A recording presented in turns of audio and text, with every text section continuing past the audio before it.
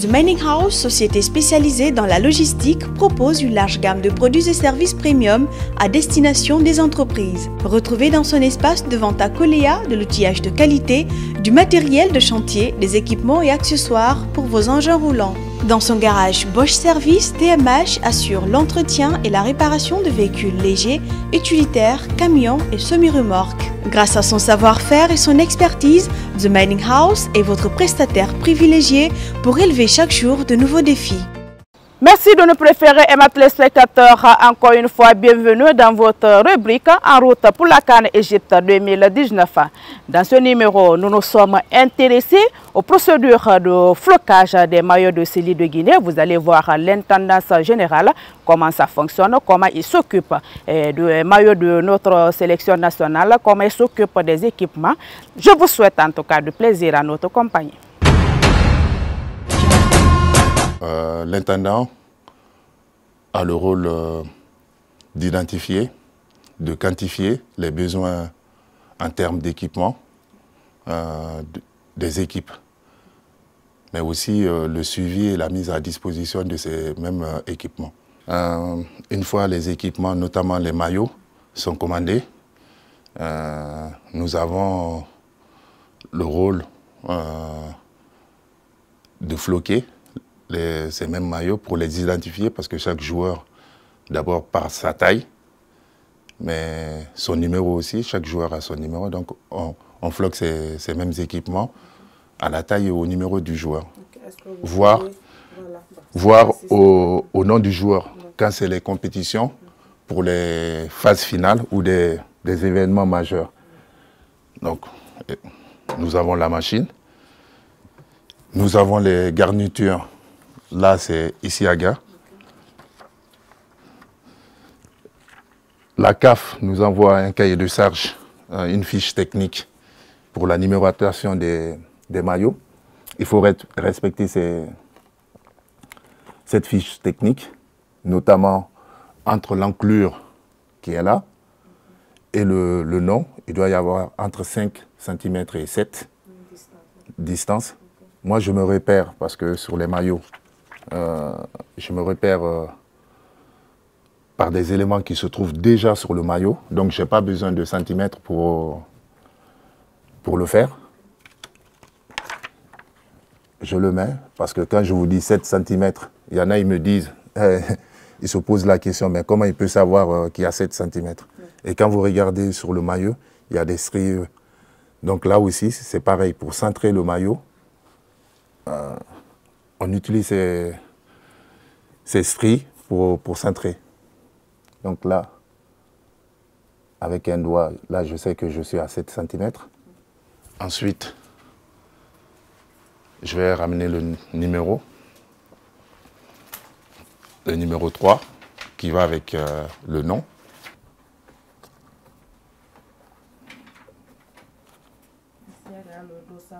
Dossard 3. Donc c'est le nom qu'on a déjà transmis à la CAF pour leur enregistrement. Vous voyez, c'est un travail très minutieux. Il faut centrer, il faut respecter les dimensions édictées par la CAF. Il faut prendre son temps pour le faire. Alors moi, pour avoir les 4 cm, je prends mes 3 doigts pour les respecter en fait. Ça aussi, les personnes se demandent toujours, mais comment il peut savoir? Mais tout à l'heure, je vous montrerai sur le centimètre que les 3 doigts représentent bien les 4 cm. Alors là, avec les stries, vous voyez sur le maillot, nous avons des points de repère. Le blanc ici, l'autre côté aussi. Donc pour moi, là, ils sont centrés. Après, je prends la strie, je compte.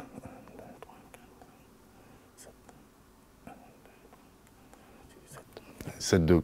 Pour moi, là, nous sommes prêts à le floquer. Maintenant, on abaisse. J'ai oublié de vous montrer ça. On a des papiers sulfurisés qu'on met par-dessus. Ça permet de garder le maillot propre, mais aussi de transférer la chaleur plus rapidement. Que la machine soit chaude. Oui.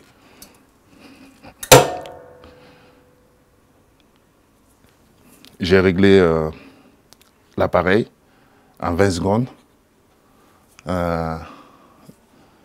Ça va sonner pour m'indiquer que oui, effectivement, il faut vérifier le transfert. Là, ça sonne. Je vérifie si le transfert est bien fait.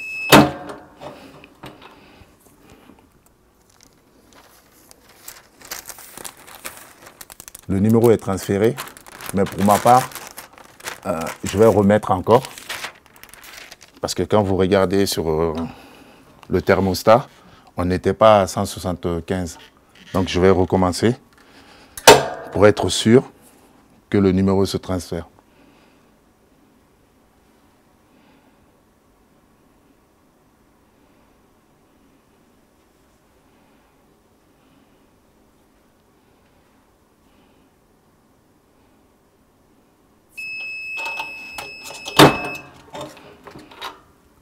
On enlève. On laisse refroidir un peu.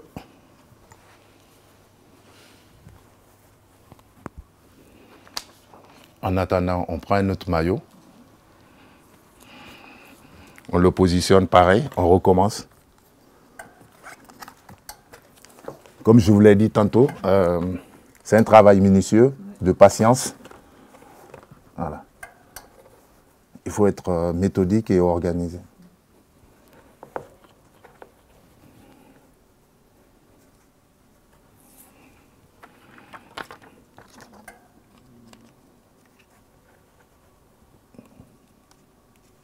Toujours le fameux petit doigt pour s'assurer. Le centrer par rapport au stri.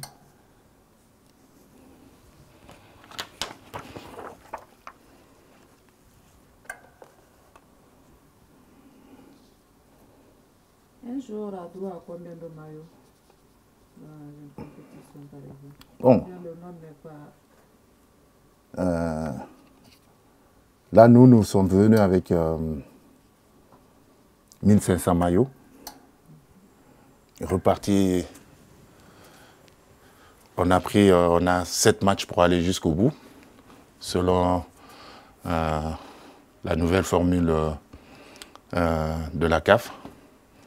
Il faut 7 matchs pour aller jusqu'en finale. Donc nous avons pris 7 matchs multipliés par 2 maillots par joueur, ce qui fait 14 jeux de maillots pour les couleurs à domicile, rouge, jaune, vert, qui sont nos couleurs à domicile. Et nous avons pris la moitié, soit 7 jeux plus 1, 8 pour les maillots à l'extérieur. Mais le Sili national voyage toujours avec 3 couleurs. Le rouge, jaune, vert, le tout blanc qui est la couleur de l'extérieur et le maillot shirt qui est la troisième couleur, au cas où il y a des difficultés pour les couleurs des deux équipes. Ça peut être en quelle couleur? C'est le tout jaune. Quand vous prenez l'Afrique de l'Ouest seulement, pratiquement tous les pays ont le rouge, jaune, vert. Et c'est juste la disposition de ces couleurs-là sur leur drapeau qui diffère. Dans une compétition, nous prenons, parce que nous nous engageons pour aller jusqu'au bout. Pour aller jusqu'au bout, il y a 7 matchs. Donc c'est 7 fois 2 maillots. Et à chaque match, on met un jeu de maillot additionnel en cas de blessure, que nous ne souhaitons pas, bien sûr. Sinon, nous sommes venus avec 14 jeux de maillot rouge, 8 jeux de maillot blanc et 8 jeux de maillot jaune. Le maillot jaune, qui est notre troisième couleur qu'on utilise généralement pour les matchs amicaux, ou alors quand il y a un problème au niveau des couleurs. Les 14 jeux rouges, qui est les couleurs à domicile. Nous avons le rouge, short jaune, bas vert. Les couleurs de l'extérieur, c'est maillot blanc, short blanc, bas blanc. Et le maillot jaune qui est notre couleur, troisième couleur. Avant la compétition, nous identifions les besoins, on les quantifie et nous prenons attache avec notre équipementier qui est Macron, qui est basé à Bologne, en Italie. Et ils mettent à disposition notre commande. Nous, on s'assure de l'expédition au niveau de Conakry. Arrivé à Conakry, nous avons les chargés des équipes qui réceptionnent, qui font un inventaire et le font rentrer dans notre magasin de l'équipe nationale, de la fédération. Et une fois que la date de rassemblement est identifiée, l'intendant de chaque catégorie passe sa commande au niveau du magasin. Il y a une mise à disposition des équipements sous la coordination. On a un coordinateur pour chaque équipe. On a des team managers, mais tout ça est coordonné par le secrétaire général de la Fédération guinéenne de football. Une fois que les équipements sont mis à disposition, l'intendant revérifie qu'effectivement tout ce qu'il a demandé est à sa disposition. Nous partons en compétition.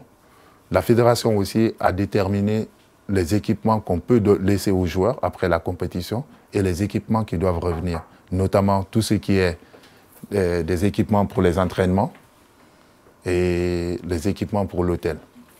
Mais pour les phases finales, tout ce qui est l'hôtel, on le laisse aux joueurs parce que c'est en même temps un souvenir pour eux, pour l'événement majeur. Mais les équipements d'entraînement, c'est une propriété exclusive de la fédération. Ils doivent être restitués pour être mis à disposition des autres qui seront sélectionnés. Comme en sélection, c'est différent des clubs. L'équipe se rassemble en moyenne, pour l'équipe A, je parle, en moyenne, on a 6 matchs dans l'année. Et à chaque fois, c'est les meilleurs joueurs du moment ou des joueurs en forme du moment qui sont pris. Donc, nous avons besoin de garder ça, mais c'est aussi, ça a un coût. Les gens voient les équipements, mais ils pensent que ça n'a pas un coût. Ça coûte excessivement cher et il faut faire une gestion de cette matière. Le rouge, jaune, vert représente notre drapeau. D'accord? Le blanc, c'est une couleur qui est très aimée dans notre pays. C'est la pureté, c'est le blanc, on ne peut même pas le définir. Ok? Nous avons le blanc, qui est aussi une couleur que la Guinée a adoptée, qui est très bien pour nous. Nous avons le jaune, qui est un rappel de nos couleurs aussi. On pouvait choisir le vert. On peut choisir le tout rouge. Dans ces 3 couleurs, en fait, le blanc devient la 4e couleur que sinon, la Guinée peut jouer en tout vert, comme elle peut jouer en tout jaune. Mais notre couleur de prédilection, c'est le rouge, jaune, vert, pour faire un rappel de nos couleurs. Si vous voyez, même sur nos maillots, nous rappelons toujours nos couleurs, le rouge, jaune, vert, qui est... la couleur de votre drapeau. Oui. Et souvent, les gens, je suis sûr qu'ils vont se demander pourquoi, est-ce que c'est une griffure, est-ce que c'est... Non. Ça, c'est les défenses des éléphants, les 3, mais avec le rappel, ce n'est pas des griffures, parce qu'on n'est pas les léopards ni les panthères. Okay? C'est les défenses. Voilà. Est-ce que vous rencontrez des difficultés, vous êtes confronté à certaines difficultés dans l'exercice de votre métier surtout? Dans chaque métier, il y a forcément des impondérables. Nous essayons de minimiser au maximum ces impondérables. Donc, les difficultés, ça peut être lié à quoi? Vous commandez des équipements parce que nous voyageons avec et que ces équipements n'arrivent pas. Donc, on a aussi pris des précautions. Quand moi, je voyage, par exemple, dans le sac à dos, j'ai toujours 2 jeux de maillots de domicile et je les repartis de telle sorte que si les bagages en soute n'arrivent pas, qu'on puisse au moins faire le match. Voilà. Votre dernier message?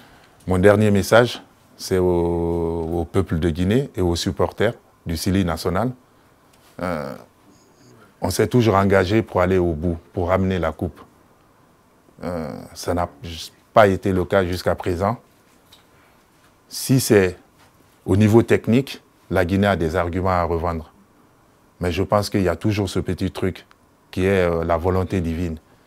J'ai la forte conviction que cette année, Allah, notre Créateur, a choisi la Guinée. Et je pense que cette fois-ci, c'est la bonne. Nous avons l'équipe, des joueurs, nous avons un staff technique compétent, nous avons un entraîneur qui connaît de quoi il parle, et nous avons l'accompagnement de la Fédération guinéenne du football et du gouvernement, mais nous avons aussi l'accompagnement de tout le peuple guinéen. Nous sommes conscients de cela, que notre mère, notre sœur, qui est à Myengema ou à Madina, a cotisé pour que l'équipe soit dans les meilleures conditions. Nous allons tout faire pour honorer ou être à la hauteur de vos attentes.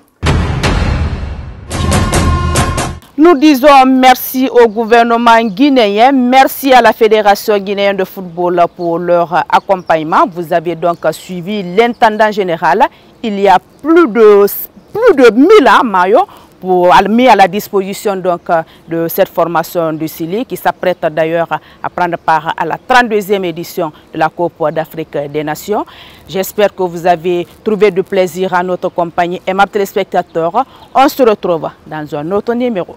The Mining House, société spécialisée dans la logistique, propose une large gamme de produits et services premium à destination des entreprises. Retrouvez dans son espace de vente à Coléa de l'outillage de qualité, du matériel de chantier, des équipements et accessoires pour vos engins roulants. Dans son garage Bosch Service, TMH assure l'entretien et la réparation de véhicules légers, utilitaires, camions et semi-remorques. Grâce à son savoir-faire et son expertise,